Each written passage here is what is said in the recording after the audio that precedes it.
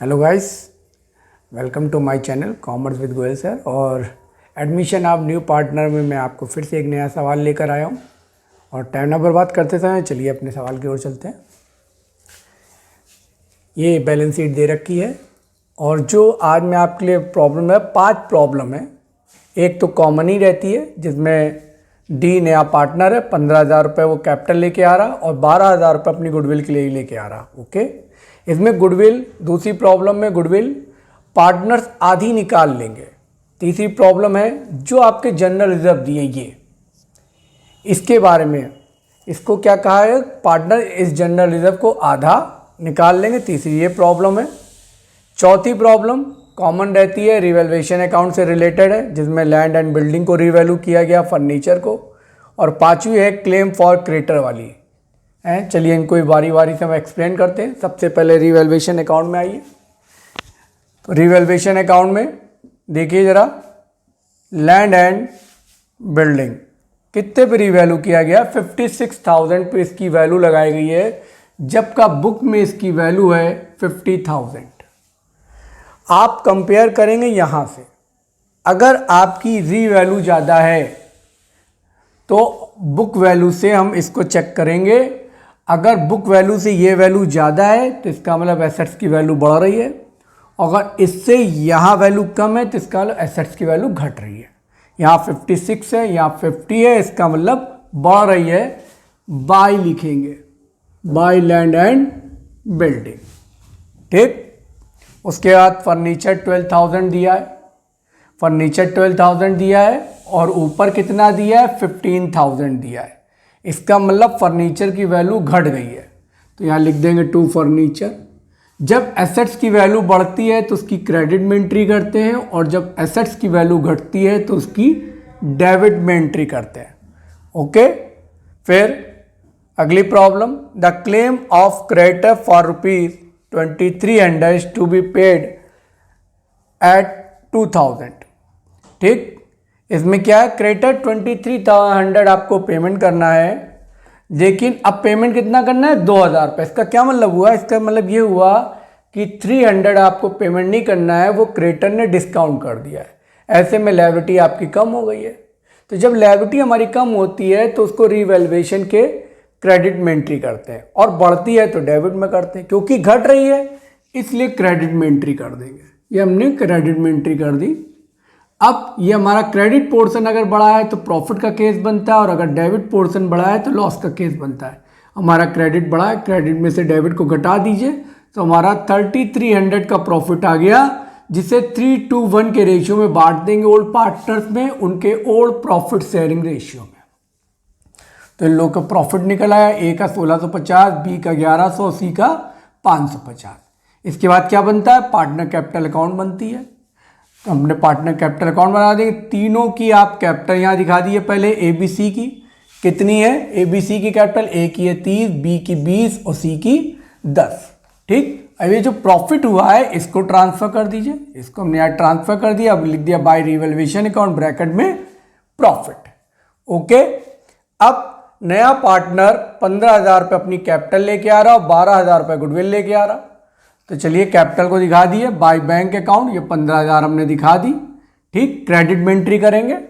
Okay, जो premium लेके आ रहा, गुडविल लेके आ रहा, उसे ओल्ड पार्टनर्स में उनके ओल्ड प्रॉफिट से, उनके सेक्रीफाइस रेशियो में से बांट दिया जाएगा। अगर क्वेश्चन में न्यू रेशियो दिया है तो हम सेक्रीफाइस रेशियो फाइंड करेंगे। अगर क्वेश्चन में न्यू रेशियो नहीं दिया है तो ओल्ड रेशियो को ही सेक्रीफाइस रेशियो मान लिया जाता है। इस क्वेश्चन में न्यू रेशियो नहीं है तो ओल्ड रेशियो को ही हम सेक्रीफाइस रेशियो मान लेंगे, इसलिए 3:1 के रेशियो में से बांट देंगे, लिख देंगे बाय प्रीमियम फॉर गुडविल, 3:1 के रेशियो में से हम डिस्ट्रीब्यूट कर देंगे। ओके, अब यहाँ जनरल रिजर्व बचा है, इसको भी बांट दें। जनरल रिजर्व पुराना रिजर्व होता है जो प्रॉफिट से क्रिएट होता है। ठीक है, जो प्रॉफिट हमारे बच जाते हैं, अपनी फर्म की फाइनेंशियल पोजीशन को स्ट्रॉन्ग करने के लिए पार्टनर्स क्या करते हैं, हर साल जो प्रॉफिट होता है उसमें से कुछ हिस्सा रिजर्व के रूप में रख देते हैं। लेकिन अब नया पार्टनर आ रहा तो ऐसे में वो रिजर्व को डिस्ट्रीब्यूट करके ख़त्म कर देंगे, जिससे भविष्य में किसी प्रकार की कोई प्रॉब्लम क्रिएट ना हो। तो यहाँ पे रिजर्व को बांट के ख़त्म करेंगे 3:1 के रेशियो में, और लिख देंगे बाय जनरल रिजर्व अकाउंट, ये हमने 3:1 के रेशियो में बांट दिया है। ठीक है, तो देखिए आपकी पहली प्रॉब्लम खत्म हो गई। दूसरी प्रॉब्लम में कह रहा है half of the goodwill withdrawn by old partner, पुराने पार्टनर्स अपनी आधी गुडविल निकाल के लेके जा रहे हैं। ठीक है, यहाँ बटी कितनी है 6000, 4000, 2000, ये बटी है, तो अब ये लेके जा रहे हैं, आधी आधी निकाल लेंगे, 3000, 2000, 1000। इसी तरह तीसरी में कहा गया है कि उन्होंने रिजर्व भी आधे आधे निकाल लिए। ठीक है भाई, कितने बटे हैं 14900, 9934 और 4966 रिजर्व बटा है, आधे आधे निकाल लेंगे तो 7450, 4967 और 2483 ये लोग निकाल लेंगे। ठीक है, अब कुछ नहीं बचा सवाल में, सारी प्रॉब्लम आपके सॉल्व हो चुकी हैं।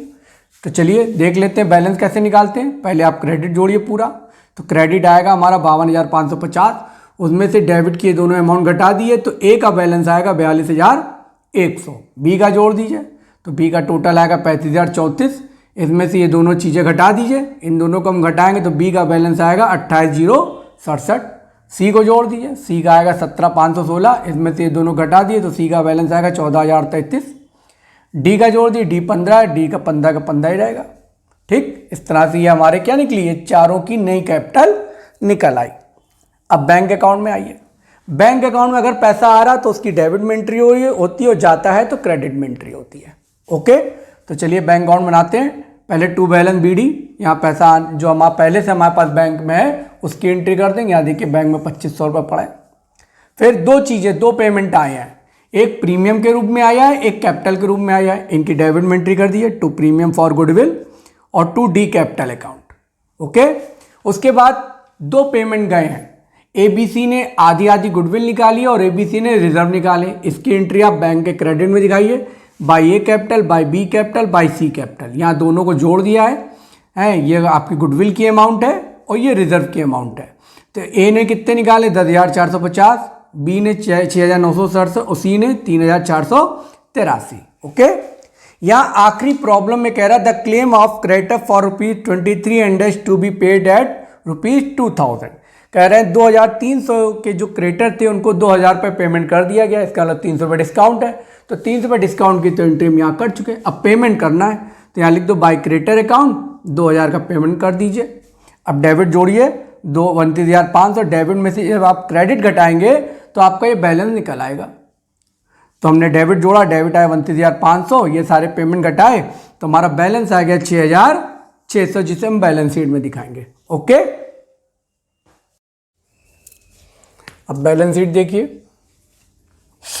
तो बैलेंस शीट बनाएंगे तो जिन चीज़ों के बारे में कुछ भी नहीं कहा गया है उनको हम वैसे की वैसे ही छाप देंगे।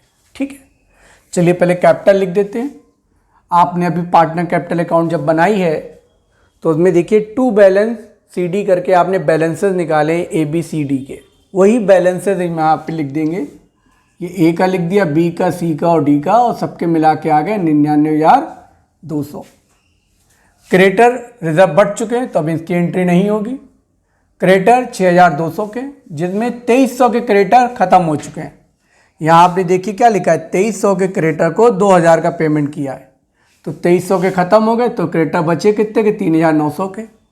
बिल्स पेबिल के विषय में कोई इन्फॉर्मेशन नहीं, तो इसको वैसे की वैसे यहाँ छाप दीजिए। आप इधर आ जाइए, लैंड 56,000 की बताई गई, रिवैल्यू की गई है। यहाँ पे देखिए लैंड कितने की रिवैल्यू की गई 56,000 की, और फर्नीचर 12,000 का रिवैल्यू किया गया, तो इनको यहाँ लिख दीजिए, लैंड 56,000 और फर्नीचर 12,000। ठीक है, स्टॉक के विषय में कुछ नहीं कहा, इसको वैसे के वैसे ही लिख दिए 20,000। बिल रिसीवेबल के विषय में कुछ नहीं कहा, इसको भी वैसे ही लिख दिए 5,000। डेटर के विषय में कोई इन्फॉर्मेशन नहीं, इसको भी वैसे ही लिख दीजिए। ठीक, बैंक आपका न्यू बैलेंस निकला है 6,600, इसको यहाँ लिख दीजिए। इस तरह से दोनों मैच हो गई बैलेंस शीट, टोटल आ गया 1,07,100 और ये आपकी बैलेंस शीट इस तरह से मैच हो गई। ठीक है, तो बच्चों ये आपकी हमने पूरा क्वेश्चन आपको पूरा समझाया है, और एडमिशन ऑफ न्यू पार्टनर में आगे हम और नई प्रॉब्लम्स लेकर आपके सामने आएंगे। ठीक है, आपको क्या करना है, ध्यान से इसको देखते रहना है, अपने रिप्लाई देने हैं, और मेरी मेहनत को सफल करने के लिए, मुझे प्रोत्साहित करने के लिए लाइक करना बिल्कुल ना भूलें, सब्सक्राइब करना बिल्कुल ना भूलें। और मैं इसी तरह मेहनत से और भी आपको चीज़ें देता रहूँगा जिससे आपको कोई परेशानी नहीं होगी, आपको किसी टीचर की ज़रूरत नहीं पड़ेगी। अगर आप मेरे एडमिशन के सारे वीडियोस लगातार देखते रहें तो आपको सारी प्रॉब्लम, चाहे आप किसी भी बोर्ड से रिलेटेड हो, CBSE से, ISC से, यूपी से है, किसी बोर्ड से हो, आपको कोई प्रॉब्लम नहीं होगी। सिर्फ आप मेरे वीडियोस सब अच्छे से देखते रहिए, आपको किसी टीचर की कोई ज़रूरत नहीं पड़ेगी। और आने वाले टाइम में मैं यूपी बोर्ड और दूसरे बोर्डों के जो बीते सालों में पेपर्स आए हैं, एडमिशन के सवाल, उससे भी आपको देने वाला हूँ। ठीक है, तो मेरे एक बार फिर से अपील आपसे, बहुत मेहनत लगती है इन वीडियोज़ को बनाने में और ये फ्री ऑफ कॉस्ट आप तक पहुँचाए जा रहे हैं। तो आप मेरी मेहनत को सफल करने के लिए मुझे प्रोत्साहित करना ना भूलें। मुझे प्रोत्साहित करने के लिए मेरे वीडियो को लाइक, शेयर और सब्सक्राइब करना बिल्कुल नहीं भूलें। Okay, thank you.